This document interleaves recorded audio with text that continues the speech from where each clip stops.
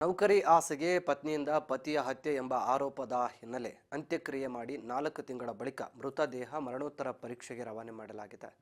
ಅನಾರೋಗ್ಯದಿಂದ ಆಸ್ಪತ್ರೆಯಲ್ಲಿ ಮೃತಪಟ್ಟಿದ್ದ ಸುರೇಶ್ ಸದ್ಯ ಇದು ಆತ್ಮಹತ್ಯೆ ಅಲ್ಲ,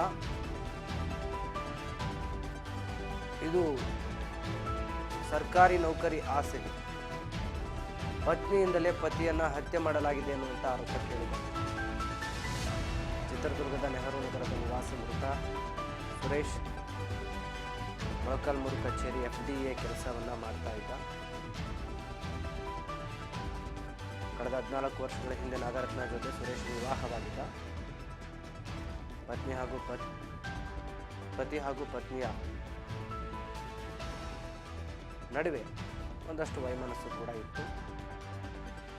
ಅನಾರೋಗ್ಯದಿಂದ ಆಸ್ಪತ್ರೆಗೆ ದಾಖಲಾಗಿದ್ದ ಸುರೇಶ್ ಮೃತಪಟ್ಟಿದ್ದ. ಸುರೇಶ್ 14 ವರ್ಷಗಳ ಹಿಂದೆ ನಾಗರತ್ನ ಜೊತೆ ವಿವಾಹವಾಗಿದ್ದ.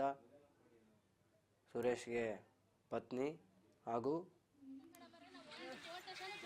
ಪತಿಯ ಸಂಬಂಧಿಕರಿಂದ ಕಿರುಕುಳ ಇತ್ತು.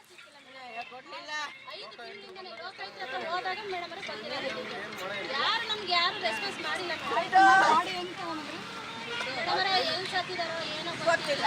ರಾತ್ರಿ 3 ಗಂಟೆ ತಗೊಂಡು ಹಾಕಿದ್ಲು ಮಷಾನಿಂದ ಇದಿಲ್ಲ ಮೇಡಮ್. ಅಲ್ಲ ನೀವು ಅವಾಗ ಬಾಡಿ ಮಾತ್ರ ನಿಂತಲ್ಲ ಪೋಸ್ಟ್ ಮಾರ್ಟಮ್ ಮಾಡ್ಸಿದ್ರಿ. ಅವ್ರ 20 ಜನ ನನಗೆ ಹೊಡಿಯಕ್ ಬಂದು ಇವ್ನ ಹೆಂಗ್ ಸತ್ತಾನ ಹಂಗೆ ನಿಮ್ಮನ್ನು ಕೊಲೆ ಮಾಡ್ತೀವಿ. 50 ಜನ ಅದರ ರೌಡಿಗಳು ದಾವಣಗೆರೆ ನನಗೆ ಅಂತ ಬೇರೆ ಹೋದ್ಲು. ಬೇರೆ ಹೋಗಿ ಹಿರೂರಿನ ಡ್ಯೂಟಿ ಮಾಡ್ತಿದ್ದ ನನ್ನ ಮಗ. ಆರಾಮಾಗಿದ್ನಪ್ಪ. ಹಿರೂರಿಂದ ಚಳ್ಳಕೆರೆಗೆ ಹೋದ. ಯಾವಾಗ ಮನೆ ಬಿಟ್ಟು ಹೋದ್ಲು ಅವಾಗಿಂದ ನಿಮ್ಮಮ್ಮರ ಮನೆಗೆ ಹೋಗ್ಕೂಡ್ದು ಮಾತಾಡ್ಸ್ಕೊಡ್ದು. ಏನು ಮಾಡಿದಾರೆ ಅಂದ್ರೆ ಅಪ್ಪ ಗ್ಯಾಂಡಿಸ್ ಆಗೈತೆ. ಗ್ಯಾಂಡಿಸ್ ಆಗಿತ್ತು ಅಂತ ಹೇಳ್ತಾಳ ಅವಳು. ಆಗಿರ್ಬಹುದು. ಆಗಿದ್ರೆ ಆರಾಮಾಗಿದ್ದ ನನ್ನ ಮಗ. ನಾನೇನಂದೆ ಶುಕ್ರವಾರ ಹೋದೆ, ಭಾನುವಾರ ನಾನು ಬರ್ತೀನಿ, ಇಲ್ಲಿದೆಲ್ಲ ಕ್ಲಿಯರ್ ಬಿಲ್ ಇದು ಮಾಡಿರಿ, ನಾನು ಮಣಿಪಾಲ್ ಕರ್ಕೊಂಡು ಹೋಗ್ತೀನಿ ಅಂದೆ. ಹೇಳಿ ಬಂದೆ ಸ್ವಾಮಿ. ಭಾನುವಾರ ಹೋದೆ. ಭಾನುವಾರ ಅಲ್ಲಿಲ್ಲ ನನ್ನ ಮಗ. ಕೇಳಿದೆ, ಕೌಂಟ್ರಿನ ಕೇಳಿದೆ, ಅಕ್ಕಪಕ್ಕ ದೊಡ್ಡನಾಗ ಕೇಳಿದೆ, ಅಮ್ಮ ನಿನ್ನೆ ಮನೆಗೆ ಹೋಗ್ತೀವಂತ ನಿನ್ನ ಸೊಸೆ ಮಗನ ಕರ್ಕೊಂಡು ಹೋದ್ಲು. ಅಮ್ಮ ಅದು ಯಾವ್ದು ದಬ್ಬ ಗಾಡಿ ಸ್ಟೇಜ್ ಮೇಲೆ ಏನಾರು ಕರ್ಕೊಂಡು ಹೋದ್ರೇನಮ್ಮ, ಸೀರಿಯಸ್ ಆಗಿತ್ತ ನನ್ನ ಮಗಗೆ ಅಂದೆ. ಇಲ್ಲಮ್ಮ ಆರಾಮಾಗಿ ನಡ್ಕೊಂಡು ಹೋಗ್ತು ನಿನ್ನ ಮಗ ಅಂದರು. ಸ್ವಾಮಿ ಭಾನುವಾರ ನೈಟೆಲ್ಲ ಫೋನ್ ಮಾಡಿದೆ ಸೊಸೆಗೆ, ಫೋನ್ ಎತ್ತಲಿಲ್ಲ. ಬೆಳಿಗ್ಗೆ 6 ಗಂಟೆಗೆ ಇವರು ನಮ್ಮ 5ನೇ ಸರ್ ನಮ್ಮ ಮನೆಯವ್ರ ತಮ್ಮ ಸುರೇಶ್ ಅಂತೇಳಿ ಇವರಿಗೆ ಸರ್ ಅನ್ಕಂಪ್ಯೂಟರ್ ಕೆಲಸ ಕೊಟ್ಟಿರೋದು ನಾವು. ಕೆಲಸದ ಮದುವೆಯಾಗಿ 9 ತಿಂಗಳು ಹೊರಗಡೆ ಹೋದಾರೆ ಇವರು. ಅವರು 1 ವರ್ಷ 2 ವರ್ಷ ಚೆನ್ನಾಗಿ ಕಷ್ಟ ಸುಖ ಎಲ್ಲ ನೋಡೋರು ಸರ್.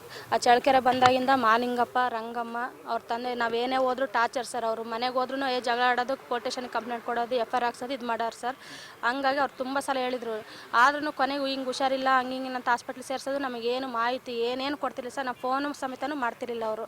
ಅಷ್ಟು ಇದು ಮಾಡೋರು ಸರ್. ಈ ಕೆಲಸಕ್ಕೋಸ್ಕರನೇ ಸರ್ ಇದು ಮಾಡಿರೋದು ಇವರು ಸರ್. SD ಆಗಿದೆ ಸರ್ ಮೊಳಕಾಲ್ಮೂರಲ್ಲಿ.